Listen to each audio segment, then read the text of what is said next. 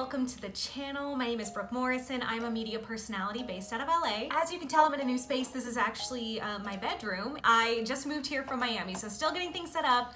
I was watching some music videos because that's what I do with my life. I spend a lot of time watching music videos, but I wanted to do a video about something that people ask me about quite a bit, and I don't really know how to answer it, especially in, like either however many characters on Twitter or LinkedIn or anything like that. So I wanted to maybe share a little bit of how maybe you could make this happen for yourself if you're interested in either becoming a media personality, or you want to start a podcast, or you just really want to know like how the heck we do this kind of stuff. Because honestly, there's no guidebooks. You cannot go online, or you can't read a book usually about how to get into media or how to start interviewing celebrities of any sort, because unfortunately this is kind of shrouded in a lot of mystery.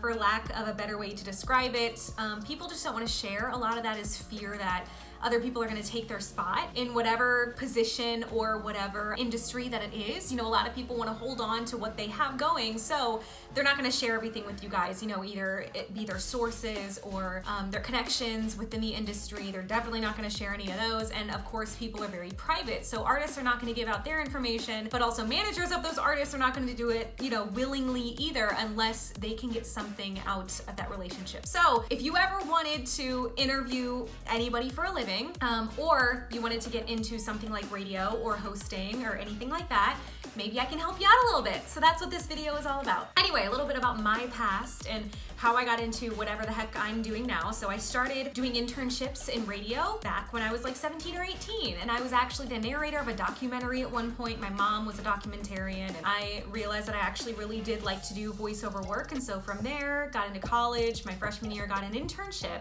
with what was known as Clear Channel back then. It's not Clear Channel anymore, back in St. Louis, Missouri. So from there, I went to Mass Comm at Mizzou, went to Mizzou for Mass Comm and studied there and took, digital audio production, journalism classes and things like that. Some law classes, because of course learning about FCC regulations is a big deal and everything. So pretty much it started from the very bottom tier of what that is. It's just being a student, like going to college and trying to figure it out for yourself. So that's what I did. The first, my freshman year had an internship. There we go. I was like, well, I had a what? Had an internship at Clear Channel and was just doing like answering phones and like just basic boring stuff that any 18-year-old would be happy to do at any radio station. So that was like how I got my start. So again, went back to college. The next summer had another internship with Clear Channel again, got it again. And this time I was kind of like a morning show intern on a show called The Mason and Remy Show on a country station in St. Louis. It was The Bull. So I did that for the next summer, my sophomore year, and then went back to school, studied more, did all that, continued to reach out to people online and see what was available. And I saw this thing for Power 106 online for an internship there here in LA. And again, I'm in Missouri at this point, applied for that and I ended up getting it. So there goes my third internship in the radio industry, and I had to sleep on my brother's couch in LA for 3 months while I was doing that, and ended up working with a ton of awesome, famous LA DJs and radio personalities, and learned a lot from that experience. So in college, I never had a summer off. I was always interning somewhere, working somewhere, doing something. And in between then, I had also become a part-time radio personality at a top 40 station out in Columbia, Missouri, where Mizzou is. And then I was also doing NPR on Monday nights, and I would sit for 3 hours and listen to shows like Marketplace and classical music and just like press buttons and do the weather and stuff like that. So all of this happened within the span of 4 years, worked my ass off for that. So definitely, I'm not gonna sit here and say, you need to always be working, because I think that we are all overworked in this industry. And I definitely think that you should also take some time to yourself and enjoy being young. So that's just how it happened for me. Simply because I just wanted to get my butt in there, and I was just like, let's go. So that's about it. So from there, applied for a few jobs out in LA, and I had one interview with the programming director at Power 106. He did not hire me. Then I had an interview with Doc Winter at Real 92.3 in LA. He wasn't hiring because they had just flipped the station. They had just turned it from an old school station to a new hip hop station, like a current hip hop station. They just call it urban. So he wasn't hiring at the time, but he had said later on, he became my boss later on, and he was like, I would have hired you that day if we had something available. But walked down the hall and had an interview with John Ivy at Kiss FM, and then he hired me as a part-time board op. So I say all that to say that was literally 4 years of me going from baby, know nothing, I like music and stuff, to finally getting a part-time job in radio in Los Angeles. And then I was there for almost 3 years as like a board op, a producer, all this other stuff. So I was just working to build those connections, network, and all kinds of other stuff before I was even like, you know, get my foot in any kind of substantial door in that sense, and you know, start making a name for myself. And then it would be 2.5 to 3 years before I would ever become a full-time radio personality as well. So for the past 3 years, I was a full-time radio personality in Charlotte, North Carolina at a top 40 station. And then I was a full-time radio personality in Miami, Florida at Y100 doing middays. And they eventually let me go due to the pandemic and to them cutting a whole bunch of talent. And I do not take that personally at all. It's unfortunate because again, I've worked my entire career to like get into radio and move forward and do all this other stuff. And then something like this happens, which is out of everyone's control. And it just ended up being my time to be let go. And so, you know, it is what it is at this point. But what's great, and this is how something like this can help, you know, people who want to get into this kind of stuff, it's all about relationships in my experience, because I've been able to continue to interview artists without an attachment to a radio station. That's a big deal. Like, that is something that a lot of people wish they could do, because I have even had, you know, about 4 or 5 people be interested in having me interview their artists until they realize I'm no longer with iHeart, and then they're like, just kidding, we don't need that. I actually had like a management team from Korea reach out to me and want me to interview some of their artists, and then they eventually were like, oh wait, you're not with iHeart anymore? And I was like, no.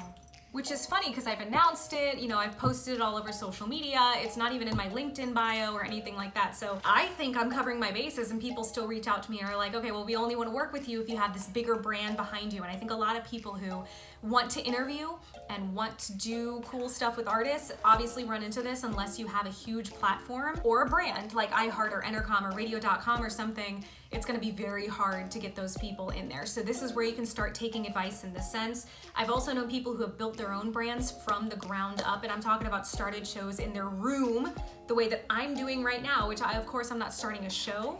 You know, I'm kind of just doing YouTube videos, and they're actually taking off to some extent. So thank you to everybody who's watching. It's all about connections, and it's all about networking. And when I say that, it's not like go into a bar full of random people and just start asking who knows famous people or anything like that, because I think a lot of people when they move to LA, they unfortunately get into that place as well. And this could go for Atlanta, Chicago, Miami, New York, you know, any of the bigger cities that might have some sort of celebrity presence there. It's not gonna happen like that, unfortunately, unless you're literally at an event for music stuff or radio stuff or even like movie and TV stuff or something. You know, networking is gonna kind of be finessing your way into certain situations. And again, don't be a dick about this kind of stuff. Don't just try to use people to get what you want. What I'm saying is you just have to be mindful of who you're reaching out to and why, and actually have a reason for doing so. So it's not just like, I want to interview your famous person. Because again, you're not going to reach out to the famous guy. Like, you're not going to reach out to Chris Brown and be like, hey bro, let me interview you. And he's going to be like, okay. It's just, unfortunately, it's not going to happen. At least in my experience, maybe this has happened for some people. I don't know. But it's going to be their management teams, their PR team, something like that. Maybe it's a close friend of yours who just so happens to be able to make something happen. Or it could be, you know, you actually do have a great idea for a platform or a brand or something, or you're growing something, or you already have something established in that way. It could be TikTok, Instagram, Twitch is a huge thing right now. Podcasting is a huge thing right now. If you have a podcast, people are much more likely to want to, you know, go on those just because they're a hot commodity right now. You know, that there's something that they're realizing more people are tuning into because of the current state of the world and the pandemic, and everybody's inside. And that would be a good thing for, you know, anybody who's really starting out and wants to do radio. Since radio technically isn't hiring right now, you might want to do something like that, you know, starting a Twitch page or Twitch channel, or starting a podcast or starting a YouTube channel or something like that. And once you see that people actually like watching you, other people will notice that and come to you. Because again, it's like, since I have been let go from iHeart, I no longer have a big brand behind me, and it's still hard for me to get people to come, you know, be a part of whatever I'm doing. And I've interviewed everybody from the Backstreet Boys to Charlie Puth to Big Boy from Outkast, like just everybody. Luna. I mean, I'm, you know, hopefully about to be interviewing somebody big as well. But again, that is my own relationship that is carried over from radio, and they see that I not only am kind of good at what I do, you know, like hopefully, but they can also trust me with their artists. So that's also a big thing. These connections are gonna be something that you can build on. They're gonna be something where if you know, a management team trusts you with their artists, not to do any kind of shock jock stuff, not to just straight up ask them about, you know, like, oh, so I hear you're dating, blah, blah, blah. You know, just don't do that. But it's all about who you are as a person, what your brand means to that specific person you're trying to interview, whether it be mental health. I know a lot of people want to talk about mental health right now, which is amazing. We even had, like, you know, Eric Nam just went on CNN to talk about everything that was happening with the anti-Asian attacks and everything. And obviously that thing just kind of like, you know, happened to mesh together at the time. So it's going to be things like that where, like, hopefully somebody is going to recognize what you're doing means something to them as an artist. Do not get discouraged just because I said I am a full-time, well, I was a full-time radio personality, and that's how I know all of these people, because again, I also know people who have started their own brands and have been able to work themselves from the ground up in the most literal sense of the phrase and do the same thing. One of my friends, Shirley, if you follow her on YouTube, Shirley's Temple, she started in journalism, you know, was writing for she was like writing for Hip Hop DX at the time that I was there, and then started to build relationships that way. But, you know, years down the road, you're still fighting to have these certain people talk to you in general. So she also had to fight for that. Eventually, she has her own platform that she has grown and has been able to work with people, with like producers and people who do video stuff, and, you know, put that together with her writing for these different publications and her wanting to do some sort of video aspect of her own brand, and finally started Shirley's Temple literally last year. And so, you know, she's been doing the same thing. It's been years and years and years that she has been coming up and trying to do, you know, the same kind of stuff that a lot of people out there, I'm sure, are aspiring to do. It does not happen overnight. You know, you might see some TikTok stars become stars overnight, but that is very rare, and honestly, most of the time it doesn't last. So if you're looking to build some sort of like lasting platform where people want to come to you to interview their artist, it's always going to be about time, about effort, about your relationships. And again, it's not using people for things. It is literally fostering these, you know, kind of bi-beneficial, multi-beneficial, it benefits everybody, you know, kind of relationship. Now, content creation as well, if you're somebody who's like, oh, I'm not good at podcasting, okay, well then, you know, make a YouTube channel. Ooh, but I don't like to be, you know, on screen. Well, do you have a Clubhouse account or something like that? You know, do you want to have these live talks with people? You know, are you good at Instagram? Are you know, there's so many different ways that you can do this. Twitch is a live show now that I think a lot of people are getting on. Which I haven't yet, but people have been telling me to do a lot. But there are a lot of different lanes and a lot of different platforms that you can use to your advantage. And the best thing about what I do is I edit all of my stuff the elementary way. I am not good at editing, and I do it all on iMovie, and then I create my thumbnails on Canva. So I am not a professional when it comes to this kind of stuff. I mean, like, I am in the fact where I know if it looks stupid, you know what I mean? If something just looks trash, then I know, okay, well, I need to fix this. I need to either Google how to do it or figure it out. I'm just not good at being creative in that way, and I know that. And even though I want to talk to artists and fandoms and I want to talk about music for the rest of my life, you know, I still do not know how to do a lot of things that I feel like some other personality friends can do easily or something. We all have different strengths. And so if you think, you know, I can't do everything perfectly, then I can't do it at all. That's not true. Please take me as an example. Some of my reaction videos have over 300,000 views. I don't know how that happened. What? Well, I guess no, one has over 300,000, 2 or 3 have over 200,000, and then another 2 or 3 have over 100,000. Anyway, so basically people are watching my stuff for some reason, even if they're like, ooh, that editing is not that great. Okay, but you watched it, you know? These videos have gotten that traction from doing simple reactions and stuff like that, but have gotten the traction and the attention of people overseas, actually in Korea.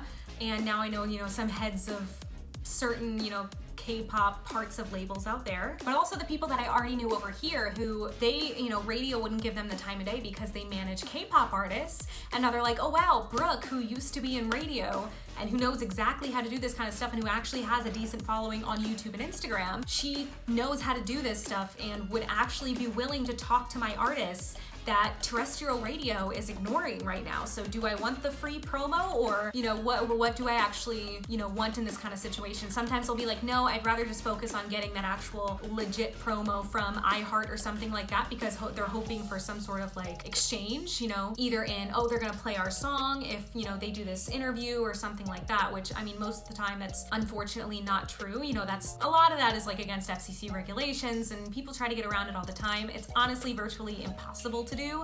So don't think that the pay for play is happening, but what I'm saying is like that's what management teams think is gonna happen. And so they would rather go for that than come to a me. But I'm utilizing the relationships that I have and I'm making the most of what I can at the moment, and that's all I can do. So is it perfect? No. Am I gonna keep going? Yes, because I love music.